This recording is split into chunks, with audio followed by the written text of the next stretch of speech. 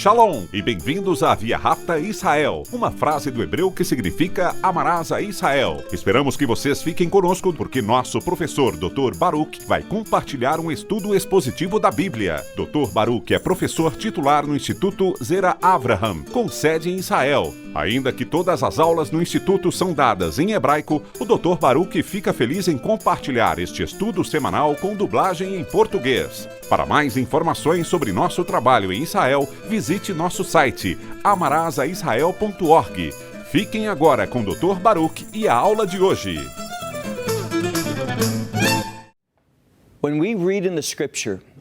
Quando lemos as Escrituras, vemos que todas as questões relacionadas ao juízo foram dadas ao Filho pelo Pai. E a razão pela qual eu li esse versículo para você é simplesmente porque o que veremos nesta e na próxima semana, quando nos concentrarmos nos juízos finais, o que a Bíblia chama de juízos finais das taças, que contém a ira de Deus, precisamos entender que quem está supervisionando isso é o próprio Messias, pois ele é o Rei dos Reis. Podemos dizer que ele também é o juiz dos juízes. Dito isso, pegue sua Bíblia e olhe comigo no livro de Apocalipse, no capítulo 16. Repetindo, Apocalipse, capítulo 16. Este é um capítulo difícil, não de se entender, mas de ouvir, sendo lido por causa da morte, da destruição, do sofrimento.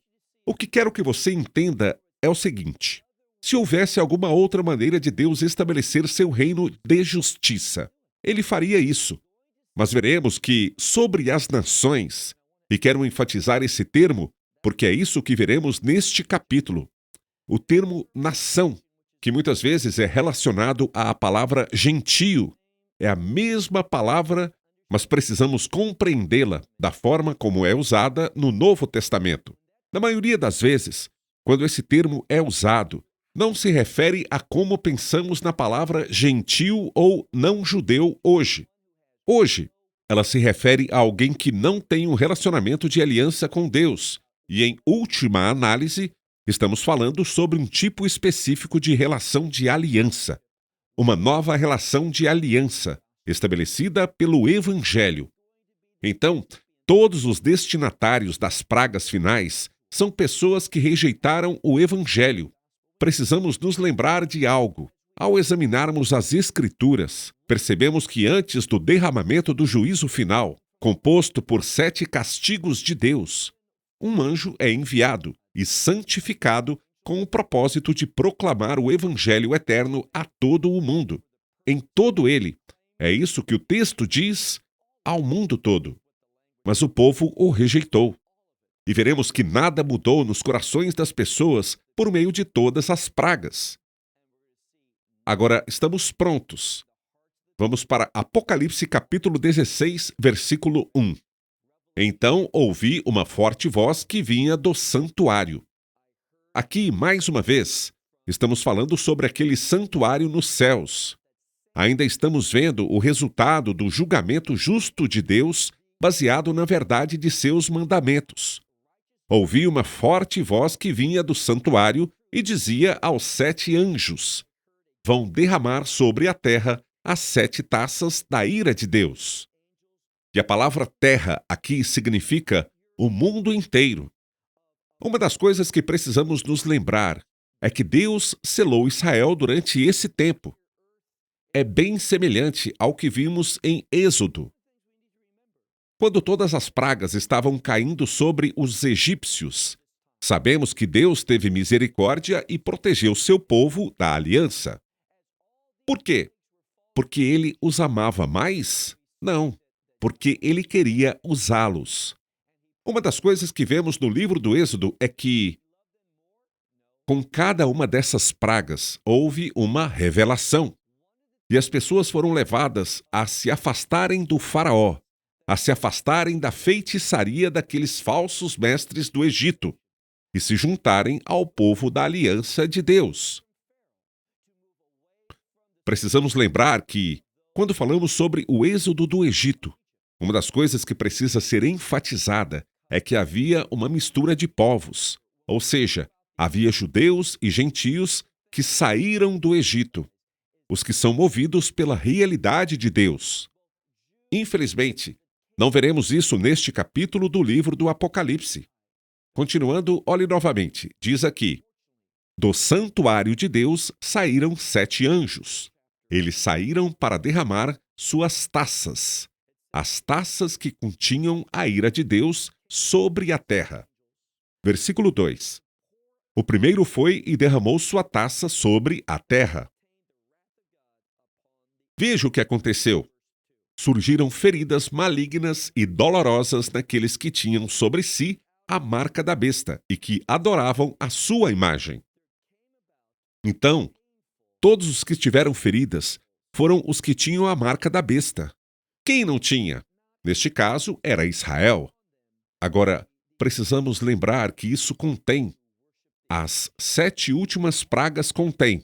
Lembre-se do que vimos no capítulo anterior. Elas contêm a ira de Deus. Dissemos repetidamente em nosso estudo. O povo da aliança de Deus, por meio de um novo relacionamento da aliança, baseado na obra do Messias, diz em 1 Tessalonicenses 5, versículo 9: não fomos designados para a ira de Deus. Então nós já experimentamos nossa bendita esperança e estaremos naquela grande assembleia nos céus.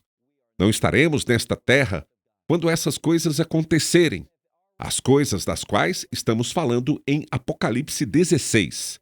Havia essas feridas malignas e dolorosas naqueles que tinham sobre si a marca da besta e que adoravam a sua imagem. Versículo 3. O segundo veio, derramou sua taça sobre o mar, e aconteceu que o mar se tornou sangue. Mas observe o sangue aqui. Neste livro, veremos que há 2 tipos de sangue. Há o sangue do Messias que redime, mas também haverá sangue. O que vemos aqui? Observe o que diz: o sangue de um morto. Então, este sangue seria impuro. Este não é o sangue que justifica. Este é o sangue que polui. Então, a água, o que vemos, a água é? O que entendemos é que Deus está lenta, mas seguramente removendo. A mensagem que está sendo transmitida aqui é que a fonte da vida está sendo removida das pessoas. Esta oportunidade está chegando ao fim. Então, olhe novamente versículo 3. O segundo derramou sua taça no mar, e este transformou-se em sangue, como o sangue de um homem morto. E tudo que tinha carne, tudo que tinha vida, no mar também morreu. Veja o versículo 4.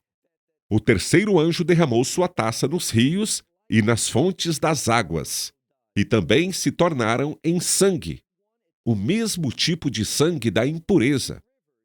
Então ouvi o anjo que tem autoridade sobre as águas dizer: Tu és justo, ó Senhor, tu que é e que eras o Santo, pois julgaste estas coisas. Quem está provocando isso? Deus está trazendo este juízo. Pense bem, assim como vimos no juízo das trombetas. Essas são coisas que o homem não poderia criar. Em primeiro lugar, toda a água salgada se torna sangrenta, e depois todos os rios e as fontes de água doce, tudo se transforma em sangue. Mas este será um sangue que tem cheiro de morte, um sangue que traz impurezas. Olhe o versículo 6. Pois o sangue dos santos e dos profetas eles derramaram. E continua. E o sangue que eles beberam é agora a redenção deste sangue, o sangue deles. E o que é que Deus está realizando? Ele está trazendo retribuição. Ele está anunciando seu castigo para aqueles que perseguiram os crentes na primeira metade da 70ª semana de Daniel, e aqueles que perseguiram os profetas ao longo dos tempos. Quero te mostrar algo. Quero que você veja essa conexão entre os profetas e os crentes.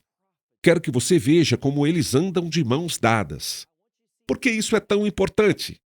Para nos ensinar que, se você for sábio e sensível ao que Deus está tentando nos transmitir aqui, esses crentes entenderão a revelação profética. Precisamos ver, e infelizmente isso está tão longe da realidade hoje, que a maioria dos crentes não são profeticamente alfabetizados. Eles não estão nas escrituras proféticas. Eles não entendem o que vai acontecer nos últimos dias, ou seja, eles não estão preparados. Portanto, quando essas coisas começarem a acontecer, é claro, estou falando sobre coisas anteriores em Apocalipse. Quando essas coisas começarem a acontecer, eles ficarão perturbados por elas. Eles não estarão preparados, ficarão confusos e terão uma crise de fé. Porém, nós que estudamos profecias, quando vemos essas coisas acontecendo, embora sejam horríveis e difíceis de testemunhar, o que a Escritura diz? Em Lucas capítulo 21, diz que seremos encorajados. Por quê? Porque essas coisas que precisam acontecer estão todas acontecendo para que o reino seja estabelecido. Assim seremos encorajados quando essas coisas acontecerem, porque sabemos que o tempo da vinda do Messias e o estabelecimento do reino está próximo. Versículo 6, novamente. Pois o sangue dos santos e dos profetas eles derramaram. Eles beberão, pois a retribuição pelo seu sangue chegou. Versículo 7. E ouvi outra voz do altar dizendo: Sim, Senhor Deus dos exércitos, verdadeiros e justos são seus julgamentos. Esta é a terceira vez que essa frase, ou uma frase semelhante, apareceu nos últimos 2 capítulos. Por quê? Para dizer ao leitor que tudo o que está acontecendo aqui é baseado na verdade de Deus. E o que é? Que ele pune o pecado. O que mais? Tudo isso é justiça, a justiça de Deus. Tantas pessoas, quando ouvem isso, elas não conseguem acreditar que Deus, o Deus do Novo Testamento, está fazendo isso. Mas Ele está. Por quê? Porque Ele é o Deus da verdade. Se você entende a Torá e olha para os últimos capítulos do livro do Deuteronômio, o que Deus nos diz? Ele diz que esse Deus da santidade, esse Deus da justiça, diz: Eu coloquei diante de vocês tanto a bênção quanto a maldição. Ele nos diz: Escolha sabiamente para que você possa ser abençoado. Porém, se não fizer isso, a maldição virá. E é isso que agora estamos experimentando em Apocalipse capítulo 16. As consequências da maldição. E qual é a origem da maldição? Ele se origina na lei. Isso significa que a lei não é boa? Não. Significa que a lei tem 2 componentes. A lei pode ser usada para abençoar, ou a lei pode ser usada para amaldiçoar. Tudo depende da resposta das pessoas, se elas se aproximam da palavra de Deus com fé, ou se elas a abordam como um espírito rebelde. Vamos agora para o versículo 8. Lemos aqui: O 4º anjo derramou sua taça sobre o sol, e foi dado poder ao sol para queimar os homens com fogo. Pense nisso. Você sabe o quanto o sol pode ser quente no verão. E o que está acontecendo de maneira bastante peculiar é que Deus vai aumentar o calor do sol e vai queimar as pessoas. Esta é uma palavra poderosa. O fogo vai queimá-los. Em seguida diz o que eles farão. Diz que eles serão queimados pelo forte calor. E qual é a resposta deles? É inacreditável. Diz que eles amaldiçoarão o nome de Deus. Por que o nome? Lembra do que falamos? O termo nome é sinônimo de caráter. A última coisa que essas pessoas querem fazer é refletir e se submeter ao caráter de Deus. Pense por um instante. Elas estão sendo queimadas, queimadas vivas com calor. E o que elas não estão dispostas a fazer? Elas não estão dispostas a se arrepender. Elas não estão dispostas a se humilhar. Elas não estão dispostas a implorar por misericórdia. O que elas fizeram? O que o texto nos diz? Elas amaldiçoaram o caráter de Deus, o Deus que tem autoridade sobre todas essas pragas. Ele poderia eliminá-las, ele poderia detê-las, mas eles não estão dispostos a buscar a sua misericórdia.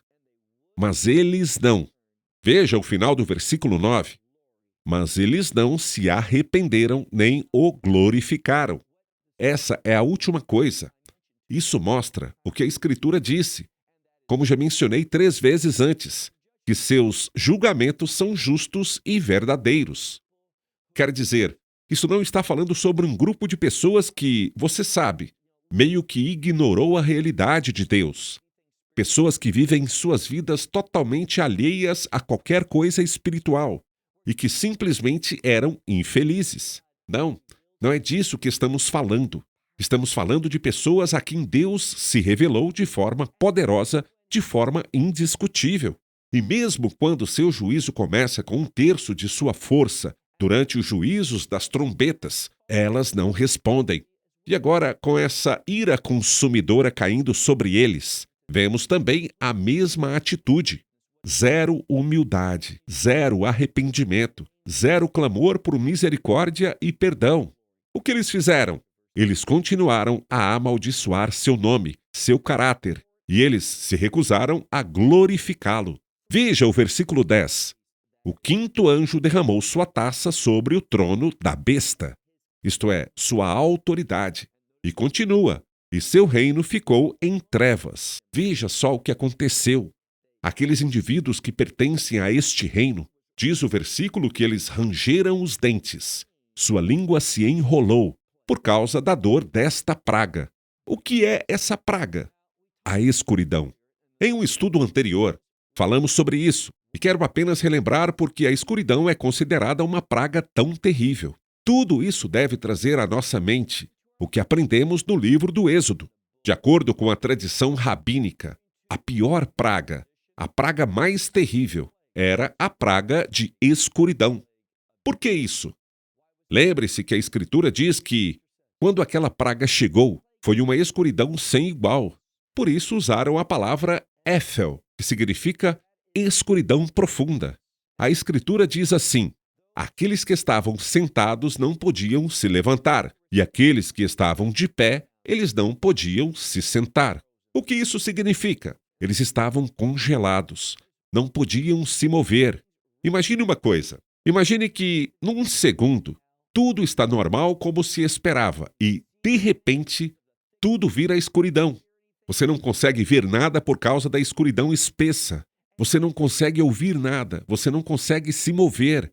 Você não sabe o que aconteceu. Isso acontece assim, num segundo, e continua por 1 hora, por meio-dia, por 1 dia, por 2 dias, por 3 dias. Mas aqui, o que estamos fazendo é apenas usar essa imagem para falar sobre a praga das trevas, que destruiu a autoridade desse império. E também foi uma escuridão dolorosa, porque, como diz o versículo, o povo, sua língua estava enrolada. Literalmente é o que está escrito, estava enrolada em sua boca. Observe o que diz depois. O que eles fazem? Eles blasfemavam contra o Deus dos céus, por causa das suas dores e por causa das suas feridas. Essa praga que estava sobre eles, a primeira.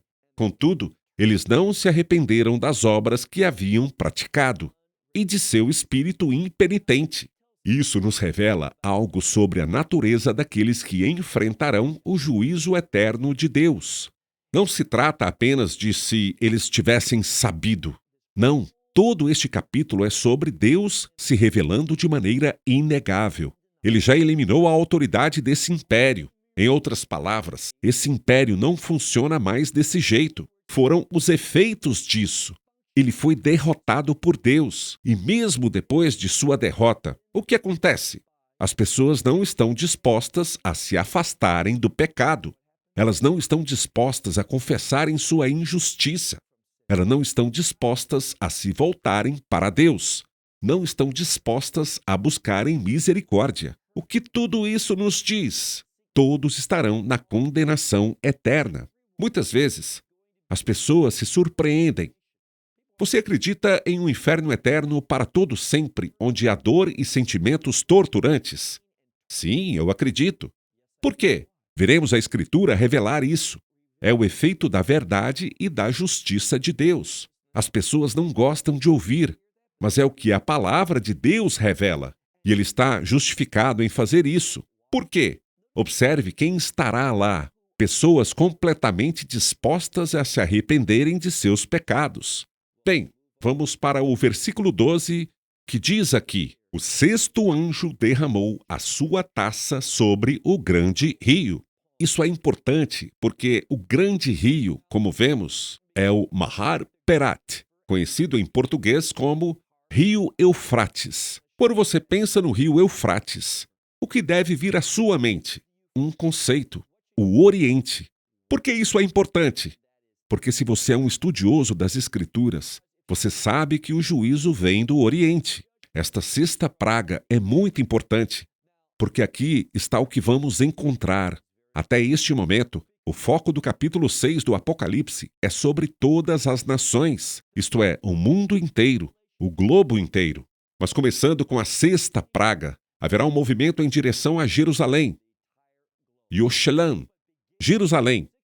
Por que isso é tão importante? Porque Deus quer que vejamos a importância de Israel e da cidade santa de Jerusalém.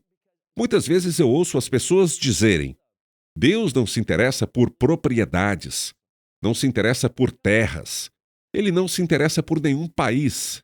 Sim, Ele se interessa. Precisamos entender que Ele santificou essa terra. Essa terra é importante, é parte de seu reino. E sabemos que Jerusalém é chamada de Cidade Santa por um propósito. Um grande rei governará este lugar durante 1000 anos. Quando deixamos de lado essas verdades bíblicas, vou te dizer o que acontece. A própria palavra de Deus começa a ruir. Porque quando você remove a verdade bíblica das Escrituras e você passa a torcer ou alterar os versículos, o resultado é uma ladeira escorregadia. Quando você aplica princípios de interpretação e diz: eu sei que é isso que está escrito, mas é apenas alegoria. Vamos espiritualizar. Tudo isso é simbólico. Quando começamos a agir assim, como muitos fazem em outras partes das Escrituras, acabamos esvaziando a palavra de Deus de sua autoridade. Então olhe novamente, versículo 12. O sexto anjo derramou a sua taça sobre o grande rio Eufrates, e as suas águas secaram para. Havia um propósito. E qual era esse propósito? Para que fosse preparado um caminho para os reis. De onde? Se você não sabia que Eufrates é sinônimo de Oriente, observe o que diz: para que fosse preparado um caminho para os reis que vêm do Oriente. Isso será importante porque veremos que esses reis desempenham um papel fundamental no próximo capítulo, o capítulo 17. Estamos chegando a uma passagem das Escrituras que trata da Batalha do Armagedom. Eu quero preparar isso para o estudo da próxima semana, porque uma das perguntas que você deve fazer é: será que a Batalha do Armagedom é também a batalha de Gog e Magog? A resposta é sim. Devemos nos perguntar: onde a Batalha de Armagedom vai acontecer? O que Deus está tentando nos revelar sobre esta batalha? E como devemos responder a ela? Que conhecimento devemos tirar disso e aplicar em nossa vida hoje? Todas essas coisas são vitais para chegar a um entendimento correto do que Deus fará nos últimos dias. Uma coisa que também é bastante significativa e que veremos mais adiante, no capítulo 16, é que esta sexta praga tem a ver com o rio Eufrates. Ele fala sobre o Armagedom e diz que está na língua hebraica. Deixe-me fazer um comentário. Se o livro foi escrito em hebraico, não haveria necessidade de explicar que está em hebraico. As pessoas que pudessem ler este livro em hebraico não precisariam saber do que se trata o termo Armagedom. Elas saberiam disso. Então, o fato de estar escrito e explicar o que este termo significa mostra que não foi escrito em hebraico, foi escrito em grego. Então ele diz aqui: o sexto anjo derramou a sua taça sobre o grande rio Eufrates, e as suas águas secaram para que fosse preparado um caminho para os reis que vêm do Oriente. Então olhei, e eis que... Agora quem vai entrar em jogo aqui? O dragão, ou seja, Satanás. Ele é aquele que lidera esses reis. Por quê? Lembre-se o que aprendemos quando estudamos Apocalipse capítulo 12. e o que aprendemos quando estudamos Apocalipse capítulo 13. Há uma relação intrínseca entre a besta com 7 cabeças e também 10 chifres, e haverá 10 coroas em cada um desses chifres. Vamos descobrir no próximo capítulo. Vamos descobrir que, no capítulo 17, esses chifres se referem a reis. Então, esses são os reis que vêm do Oriente. E para que eles estão vindo? Para guerrear em Jerusalém. Por quê? Eles querem destruir a cidade de Jerusalém. Eles querem destruir o templo. Por quê? Veja o motivo. Porque eles são contra a adoração. Eles são contra. Quando você pensa em Jerusalém, o que vem à sua mente? Este é o lugar onde Deus fez habitar o seu nome. O termo nome é sinônimo de caráter. Eles querem apagar, eles querem destruir, eles querem eliminar tudo que tem a ver com o caráter de Deus. Por quê? Porque o caráter de Deus é um caráter vitorioso. Esse é o caráter que você e eu devemos nos esforçar para demonstrar. E entenda que ele diz o lugar onde eu farei habitar o meu nome. Este é o lugar onde ele construiu o seu templo. Qual é o sinônimo de templo? Adoração. Entenda a relação entre a adoração e o caráter de Deus sendo manifestado em sua vida. Bem, vamos encerrar este estudo, prosseguindo na próxima semana, quando concluiremos Apocalipse capítulo 16 e entenderemos sobre essa grande batalha, a Batalha do Armagedon. Até a próxima semana. Que Deus o abençoe ricamente. Until next week, may God richly bless you. Esperamos que você tenha desfrutado da aula de hoje e que possa compartilhá-la com outros. Te convidamos a participar e nos acompanhar a cada semana, a esta hora e por este canal, em mais um episódio de Amarás a Israel. Para mais informações em português, visite amarasaisrael.org, onde encontrará muitos outros estudos realizados pelo Dr. Baruch. Até a próxima semana. Que Deus, nosso Messias e Yeshua, nosso Senhor Jesus Cristo, te abençoe durante a sua caminhada com Ele. Shalom, desde Israel.